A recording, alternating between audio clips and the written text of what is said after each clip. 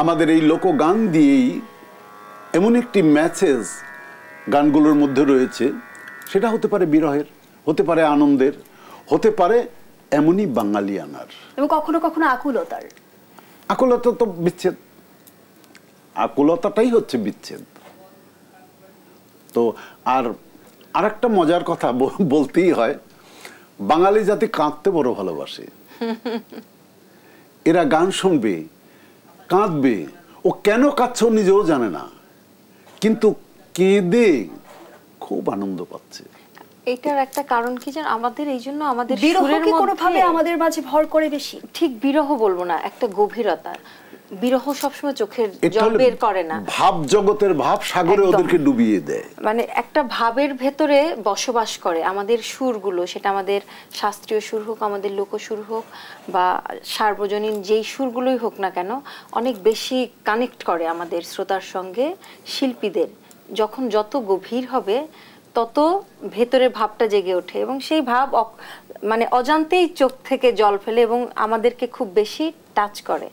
অন্য গান আমি যেমন কিছুদিন আগে এক জায়গায় বলছিলাম যে অনেক সময় আমরা দেখা যায় শুধুমাত্র বিনোদনের উদ্দেশ্যে আমাদের উৎসবগুলো আমরা উদযাপন করি, কিন্তু যেই উৎসব আমাদেরকে শেখায়, আমাদের পরিচয়কে আরো বেঁধে রাখতে সবসময় উজ্জীবিত করে, আমার মনে হয় সেই শেকড়ের জায়গাটাই সবসময় শক্ত ভিত হিসেবে ধরে রাখা প্রয়োজন।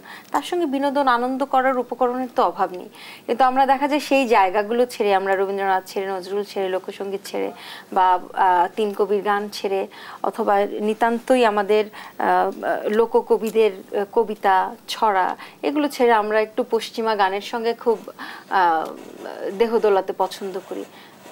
নিশ্চয়ই করব, নিশ্চয়ই আনন্দ করব, সেই আনন্দগুলোও থাকবে, সেটার ভিন্ন প্রেক্ষাপট থাকা প্রয়োজন। বাংলা কাব্য বর্ষ বরণের জায়গাটায় একদম সেই জিনিসটা যেন আমরা আত্মিকভাবে ধারণ করি, শতভাগ বাঙালিয়ানার যে ব্যাপারটি, সেটা যেন আসলে সত্যিকার অর্থে শুধু মুখে বলে না, আমরা সত্যিকার অর্থে ধারণ করতে পারি।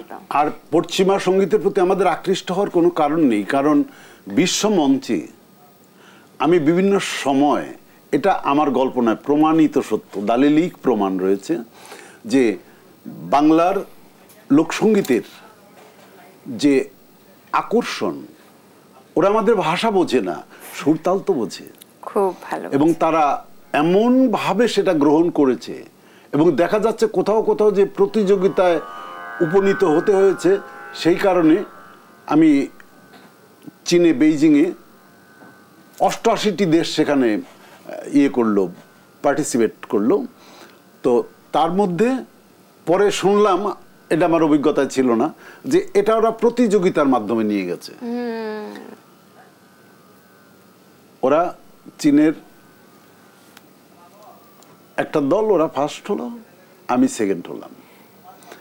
তাহলে কি হলো, 86 দেশকে আমরা বিট করলাম। কে করলো? আমি করিনি।